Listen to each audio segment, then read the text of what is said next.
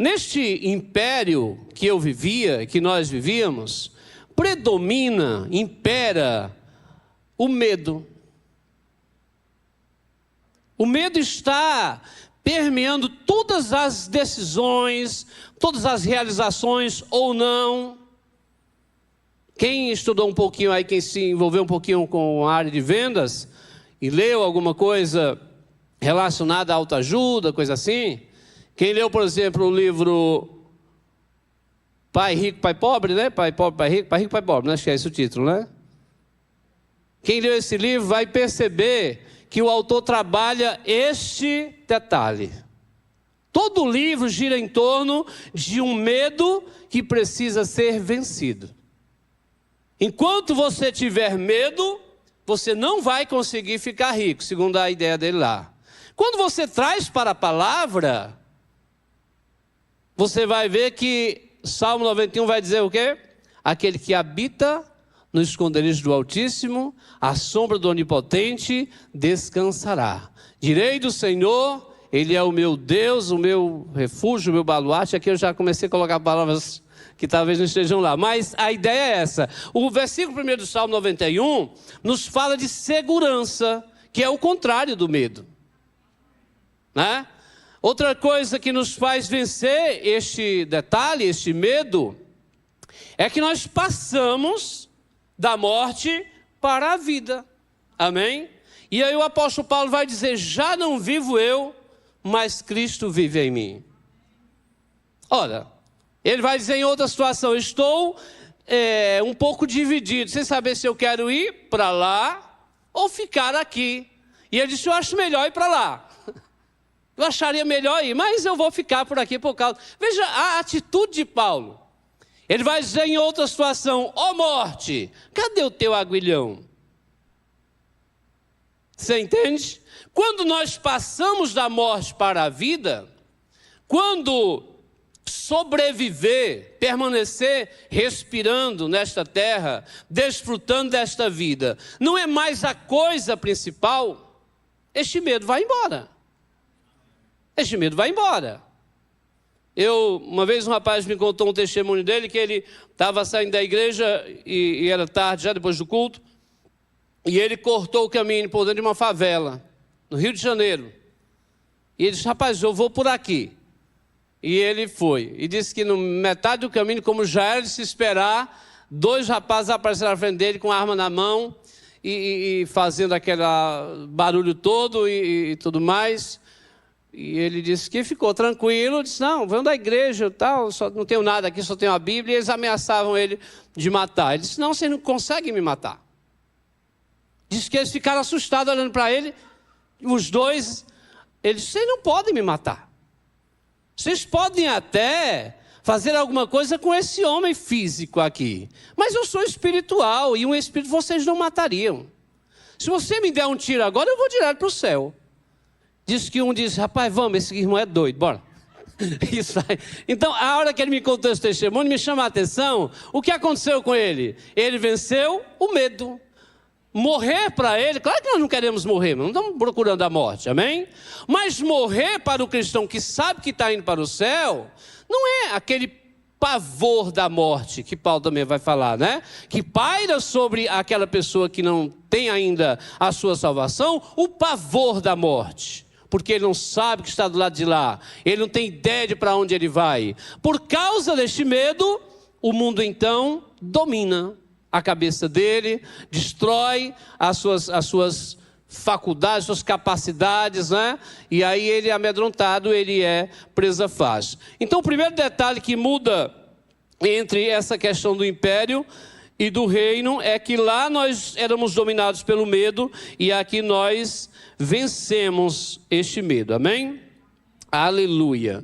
Mas eu anotei aqui 4 detalhes que eu queria chamar a atenção rapidamente a respeito do reino no qual nós estamos, para o qual nós fomos transportados, né? Primeira coisa, se você for transportado do Brasil para o Reino Unido, para a Inglaterra, você vai saber que o rei de lá mora lá em um palácio.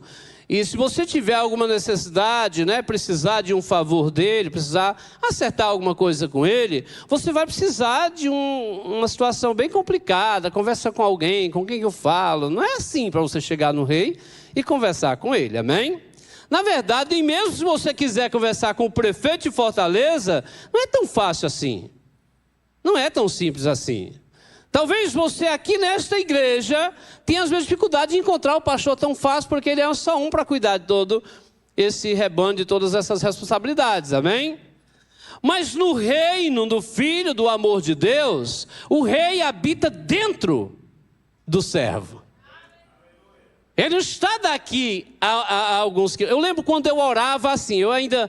Houve tempo já servindo a Deus que eu orava e eu ficava imaginando. Hebreus 10, 19 fala de entrarmos no Santo dos Santos pelo novo vivo caminho, o qual Ele nos preparou com o seu sangue. E eu ficava me imaginando essa distância entre aqui e o céu, né? Não sei quanto é, mas sei que é distante. E eu imaginando o Espírito, né, voando e chegando e entrando lá naquela sala e podendo desfrutar daquela presença. Lá, entenda, né? Na minha cabeça, eu estava aqui e ele estava lá. Até que um dia, né, pouco a pouco fui entendendo que não é desse jeito. Ao contrário, ele está aqui dentro. Antes que eu fale, antes que a gente expresse a palavra, ele já sabe. Por que ele sabe? Porque ele está no espírito da gente. O espírito nosso é chamado de a lâmpada do corpo, e é nesta lâmpada que ele veio habitar.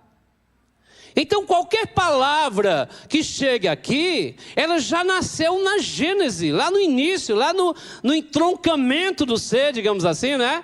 E quando ela chegou aqui, o Espírito já sabia os porquês, né? Ele já conhecia tudo.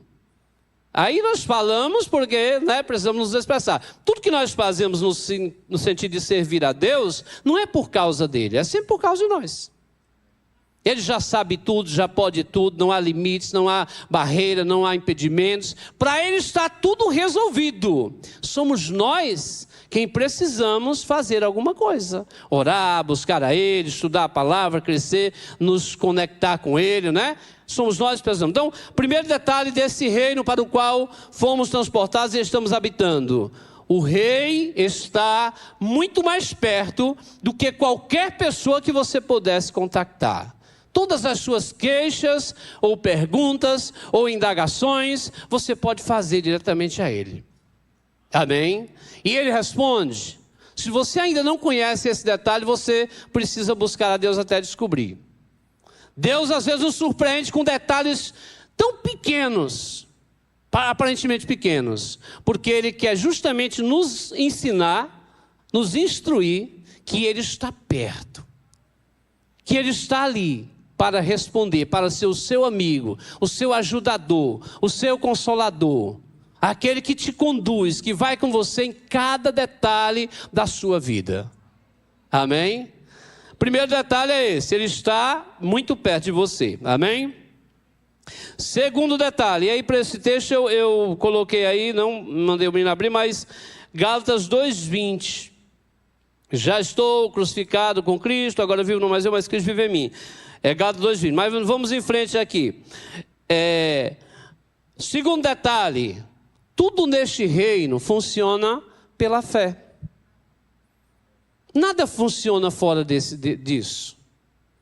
Nada vai funcionar pela minha capacidade de articulação, por exemplo, porque eu sou muito inteligente, porque eu sou qualquer outra coisa, né? Você já observou que no reino lá onde nós éramos, a aparência física poderia gerar resultados? Uma pessoa, por ser branca, poderia ter algum privilégio em relação a uma que não era branca? Né? Ou uma pessoa, por ser mais alta ou mais bela, né? Ter um perfil mais bonito, ela poderia ter melhor resultado? No reino do Filho do amor de Deus não é por aí. Não significa nada, amém? Não significa nada. Não significa nada. se é mais belo, se é mais feio, se é mais baixo, se é mais alto, se é mais rico, se é mais pobre. Isso não vai mudar. Tudo o que vai mudar é o nível de fé que seja encontrado no coração. Uma vez uma pessoa me pediu oração e eu orei por ela, ficou curada. E ela trabalhava de secretária do lar em uma casa de uma irmã bem tradicional, e ela não era cristã ainda, estava vindo na igreja só visitando. E aí ela ficou curada. Quando ela chega em casa, ela contando para a patroa, né, que ela tinha sido curada pelaquela oração e tudo mais, e a patroa dela disse, não ficou boa porque já ia ficar mesmo, conversa de milagre, isso não existe, isso é irmã, para uma pessoa que não era cristã, imagina a situação, né? E essa senhora, bem simples, disse que ficou calada. Só que no outro dia, ela disse que amanheceu com o cotovelo inchado e doído, que disse que não conseguia fazer quase as tarefas de casa. E falou isso para ela. E ela disse, eu vou comprar um remédio ali para ti. E aí, foi se arrumar para sair, ela disse que foi para um cantinho, fez uma oração, colocou a mão no joelho, como ela tinha me visto fazer, no cotovelo, como ela tinha me visto fazer, lembrou mais ou menos as palavras e orou. Não era crente. Não era. E ela disse que fez a oração e, Senhor, cura. O Senhor não curou lá? Pastor orou, o Senhor curou? O Senhor cura agora, que é bom que eu digo para ela que o Senhor faz milagre mesmo, não é invenção. E entenda que o propósito dela, né, de poder mostrar, provar que era um milagre.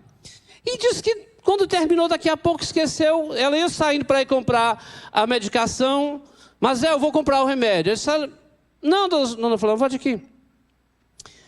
Não está mais doendo. Passou, disse, passou. Eu orei e estou curada. Aí disse que ela olhou o cotovelo dela, que tinha visto antes, inchado, olhou, mexeu, disse, mas quando tu for lá nessa igreja de novo, tu pergunta um negócio para esse homem lá? Esse pastor lá, ele disse, pergunto.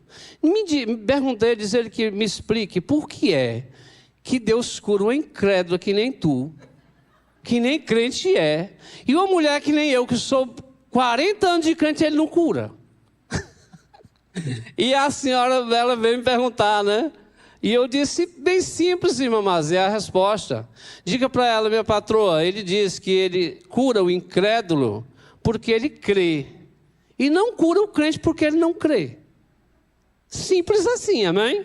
Não adianta você ter 50 anos de crente, de igreja, de tempo de cristianismo, se na hora que a situação se apresentar, você não conseguir exercer fé. Simples assim.